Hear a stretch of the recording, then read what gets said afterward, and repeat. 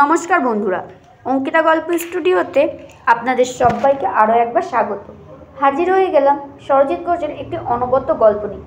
গল্পটির নাম ইচ্ছে পূরণ। তো চলুন বেশি কথা না বলে গল্পটা শুরু করা যাক। বিয়ের 1 মাস পরের ঘটনা। অয়নের সেদিন ছুটি। অয়নের সাথে একটু বেরোবো, টুকটাক কেনাকাটা করার ছিল। রেডি হয়ে যখন ওপর ঘর থেকে নিচে এলাম, আমার শাশুড়ি মা ভারী গলায় ডাক দিলেন, বৌমা এদিকে শোনো। আমি তো ভয়েই মরছি তখন। শাশুড়ি মাকে আমার এমনিতেই ভয় লাগে। ভয়ের কারণটা আমার অজানা নয়। বিয়ের আগে থেকেই আমি শাশুড়ি মাকে চিনি, মানে শাশুড়ি সম্পর্কে একটা খারাপ ধারণা আমার ছিলই। সে ধারণা কেন হলো সে প্রসঙ্গে যেতে গেলে কিছু কথা বলতেই হয়। অয়নের সাথে বিয়েটা আমার প্রেম করি। আমাদের বাড়ি থেকে অয়নদের বাড়ি খুব একটা দূরে নয়, ওই 1 কিলোমিটারের মধ্যে। আমি তখন 12-এ পড়ছি। একদিন আমার এক বন্ধুর মারফত অয়ন জানালো আমাকে নাকি ওর ভালো লাগে। অয়ন বিটেক করে সবে নতুন চাকরিতে ঢুকেছে। প্রথমে আমি না বলে দিয়েছিলাম। জানি না পরে কিভাবে সেই আমি প্রেমে পড়ে গেলাম, বুঝতে পারিনি। আস্তে আস্তে আমাদের প্রেমটা গড়ে উঠল। নতুন নতুন প্রেমটা বেশ ভালোই চলছে। হঠাৎ করে আমার এক কাছের বন্ধু আমাকে বলল, আমাদের পাড়ার ছেলে অয়নদের সাথে প্রেম করছিস শুনলাম।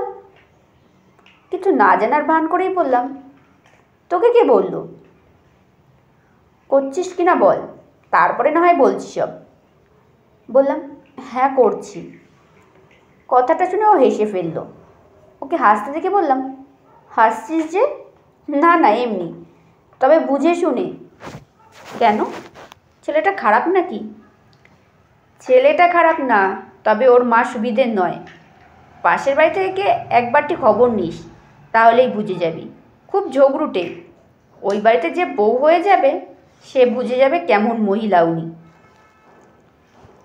এইরকম কথা শুনে একটু ভয়ই পেলাম। যে আমাকে এসব কথা বলল সে আমার খুব কাছের বন্ধু, তাই বন্ধুর কথা বিশ্বাস করাই উচিত। আমি 7-5 না ভেবে অয়নের সাথে কথা বলা কমিয়ে দিলাম। ওকে ইগনোর করার চেষ্টা করতাম।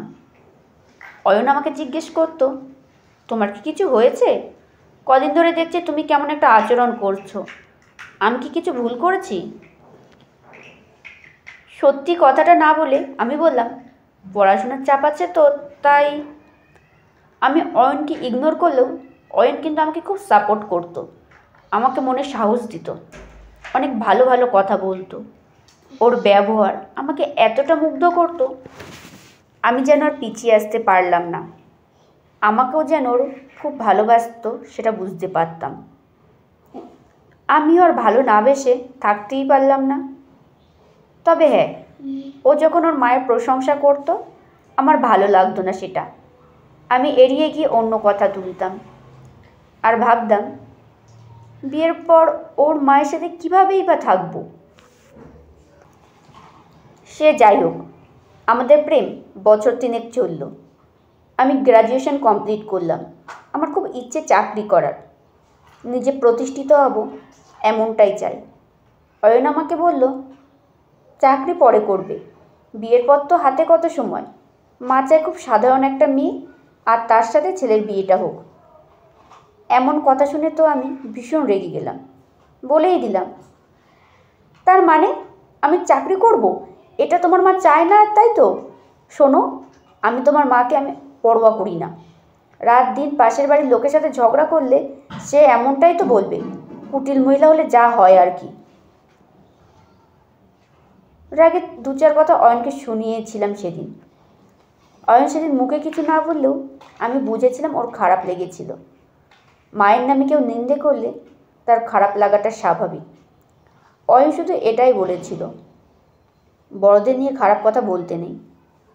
সত্যি কথা বলতে, ওর মা সম্পর্কে যেদিন জানতে পেরেছিলাম সেদিন থেকে মনের মধ্যে একটা খারাপ লাগা ছিলই। তার উপর চাকরি করতে দেবে না, এমন কথা আমার পছন্দ হয়নি। তবে বিয়ের আগে অয়ন অনেকবার ওদের বাড়িতে নিয়ে যেতে চেয়েছিল, আমি যেতে চাইনি। কারণটা ওর মা। মনে মনে ভাবতাম ওর মা যা ঝগড়ুটে, তাতে না যাওয়াই ভালো। কেন জানি না একটা বাজে ধারণা আগে থেকেই তৈরি হয়েছিল। বাজে ধারণাটাই থাক, আর যাই থাক, প্রেম যখন করেছি তখন অয়নকেই বিয়ে করব। বিয়ে করলে ওই বাড়িতেই থাকতে হবে। তবে আমাদের সম্পর্কের ব্যাপারটা দুই বাড়িতেই জানতো। অবশেষে 7 বছর পর প্রেম বিয়েতে গড়ালো। মনে মনে ভাবলাম, চাকরি করা মেয়ে শাশুড়ি পছন্দ করে না প্রথম থেকে। তার শাশুড়ির মনের ইচ্ছেটা পূরণ হলো। আমি চাকরি আর পেলাম না। অবশেষে বিয়েটাই হয়ে গেল। বিয়ের পর যখন ওই বাড়িতে পা রাখলাম, শাশুড়ির প্রতি একটা খারাপ ধারণা নিয়েই গেলাম। একটু ভয়ে ভয়ে থাকতাম। যাই হোক, সে কথা। হ্যাঁ, কি যেন বলছিলাম, ও টুকটাক কেনাকাটা করতে যাব বলে বেরিয়েছি। শাশুড়ির গুরুগম্ভীর গলার ডাক শুনেই শাশুড়ির কাছে যেতে শাশুড়ি বলল, কোথাও বেরোচ্ছ নাকি? হ্যাঁ মা, কিছু কেনাকাটা আছে। বেশ, যাও। বলছি, তুমি চুড়িদার টুড়িদার পরা পছন্দ করো না? আমতা আমতা করে বললাম, হ্যাঁ পরি। নতুন বিয়ে হয়েছে, কেউ যদি কিছু ভাবে তাই। কে কী ভাবলো সেটা দেখতে গেলে জীবন ওইখানেই আটকে যাবে। নিজের মতো করে চলতে হয়। সামান্য এইটুকু যাবে, শাড়ি পরে লটর পটর করবে, তার থেকে চুড়িদার পরাই ভালো। চুড়িদার তো আর খারাপ পোশাক নয়। শাশুড়ির কথা শুনে অবাক হলাম। উনি আমাকে চুড়িদার পরতে বলছেন মানে কি কোনো উদ্দেশ্য আছে? তবে কথাটা মন্দ বলেনি। তা হলেও এমন ভালো মানুষই কথা। আসলে সন্দেহের চোখে ওনাকে দেখলাম। ভাবলাম, শাশুড়ি বললেন মানেই আমাকে যে চুড়িদার পরতে হবে তার কোনো মানে নেই। আমি বিয়ের প্রথম 2-3 মাস শাড়িই পরতাম। তারপর ঘটলো একটি ঘটনা। আমার বার্থডের ঠিক আগের দিন রাতে খেতে বসে অয়ন বলল, জানো মা, আগামীকাল দিশার বার্থডে। শাশুড়ি সেই মুহূর্তে বিশেষ কিছু না বললেও মুখে হাসি রেখে বললেন, বাহ, ভালো তো। বাড়িতে ছেলের জন্মদিন পালন হয়, আর বোমারটাই বা বাদ যাবে কেন? পরের দিন কিন্তু বার্থডে সেলিব্রেট হয়েছিল নিজেদের মতো করে। শাশুড়ি মা দুটো চুড়িদারের পিস আমার হাতে দিয়ে বলল, আমি তো আগে থেকে জানতাম না, জানলে ভালো কিছুই দিতে পারতাম। সেদিন থেকে শাশুড়ির প্রতি আমার ধারণাটা একটু বদলাতে শুরু করলো। যতটা খারাপ ধারণা নিয়ে এসেছিলাম ঠিক ততটা নয়, কিন্তু মনের মধ্যে একটা অপ্রীতিকর মনোভাব রয়েই গেল। এই অপ্রীতিকর মনোভাবটাও কেটে গেল আরও কয়েকদিন পর। একদিন শাশুড়ি আমাকে বললেন, এতদূর পড়াশুনো করে বাড়িতে বসে থাকতে ভালো লাগে নাকি? কেন নিজের প্রতিভাটাকে নষ্ট করছো? এমন কথা শুনে আশ্চর্যই হই। মনে মনে ভাবি, কিছুদিন আগে শুনেছিলাম চাকরি করা মেয়ে পছন্দ করে না, এখন আবার চাকরি করার কথা। ঠিক বুঝতে না পেরে মুখের ওপরে বলেই দিই, আপনি তো চাকরি করা মেয়ে পছন্দ করতেন না শুনেছি, তা হঠাৎ? পছন্দ করি না কে বলেছে? আমি প্রথম থেকে চেয়েছি ছেলের বিয়ে দেবো, একটা কানা করিও কিচ্ছু নেব না। চাকরি করা মেয়ের খোঁজ করে বিয়ে দেওয়াটা একটা ডিমান্ড। বলবে টাকার লোভে বিয়ে দিচ্ছি। আর সে যদি চাকরি করতেই চাই, তাহলে আমার বাড়িতে থেকে পড়াশুনো করে নিজে চাকরি পাক, আমি তাকে সহযোগিতা করব। মানুষটা সম্পর্কে যত ভুল ধারণা ছিল সবটাই যেন দূর হয়ে গেল। শাশুড়িমা ডেকে বললেন, অনেক শ্বশুরবাড়ি আছে যারা বিয়ের আগে কথা দেয় তাকে পড়াশোনা করাবে, চাকরি করলে কোনো অসুবিধা নেই। বিয়ের পর হয় এর উল্টোটা, কথা দিয়ে আর কেউ কথা রাখে না। জানো বৌমা, আমিও চাকরি করতাম, এই বাড়িতে এসে আমার সব কিছু হারিয়ে গেল। পরে উপলব্ধি করেছিলাম শ্বশুরবাড়ি মানে জেলখানা। সেখানে বাড়ির বউয়ের শখ আর সুখের কথা ভাবতে নেই। ভীষণ কষ্ট পেয়েছিলাম। সংসারে সংসেজে রয়ে গেলাম 34টা বছর। জীবনে অনেক কিছু স্বপ্ন ছিল, পূরণ হয়নি। তবে মন থেকে স্বপ্নটা মরেও যায়নি। ছেলের জন্মের পর আমি ভাবলাম, আমিও তো একদিন শাশুড়ি হব। আমি এমন শাশুড়ি হব যে শাশুড়ি বৌমার বন্ধু হয়ে উঠবে। আচ্ছা বৌমা, তুমি বলো তো, মেয়েদের শ্বশুরবাড়ির সম্পর্কে যে এত খারাপ ধারণা, সেটা কি আমরা দূর করতে পারি না? আমি মনে করি আমরা এই যুগের শাশুড়ি। বৌমাদের মা না হয়ে উঠে বরং বন্ধু হয়ে উঠলেই আমরা নতুন যুগের সূচনা করতে পারি। শোনো, তুমি পড়াশোনাটা ভালো করে করো, আমি তোমার সাথে আছি। তুমি নিজেকে প্রতিষ্ঠিত করতে পারলে তবেই আমি জিততে পারবো। একদিন হেরেছি বলে আবার হারবো এমনটা আর হবে না। তুমি শুধু আমার ইচ্ছেটা পূরণ করে দিও বৌমা। ঠিক এই কথাগুলো মনের জোর বাড়িয়ে দিল আমার শাশুড়ি মা আমাকে সহযোগিতা করে গেলেন টানা 3 বছর। অবশেষে আমি চাকরি পাই। মনকে জিজ্ঞেস করলাম, কার ইচ্ছেকে পূরণ করলাম?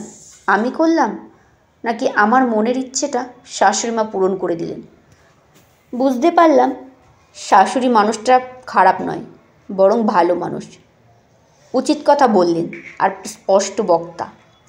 আর তাতেই হয়তো খারাপ ভাবে অনেকেই। অপ্রিয় সত্যি কথা বললে বন্ধু যে থাকবে না সেটাই স্বাভাবিক।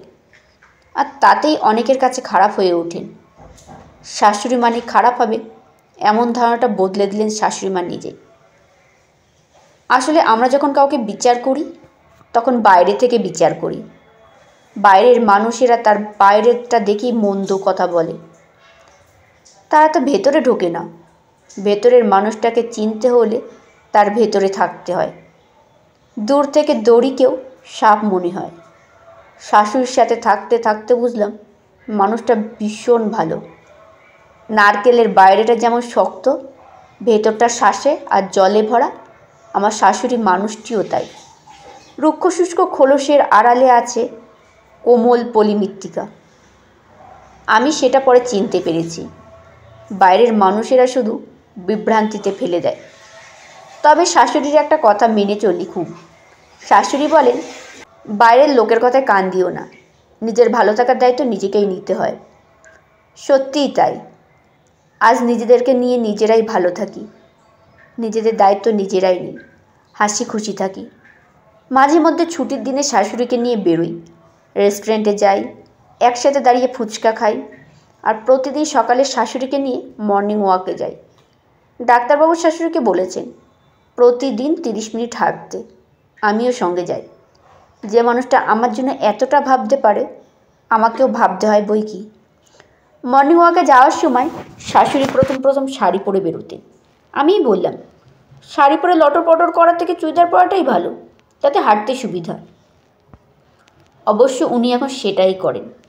চুড়িদার আর শু পরে রেডি হয়ে আমাকে ভোরবেলা ডাকেন, বৌমা আমি রেডি, তুমি রেডি তো? ভালো থাকতে গেলে এইভাবে দায়িত্ব নিয়ে একে অপরের পাশে থাকতে হয়, তবেই ভালো থাকা যায়। আজ 10 বছর হয়ে গেল এভাবেই ভালো আছি একে অপরের বন্ধু হয়ে।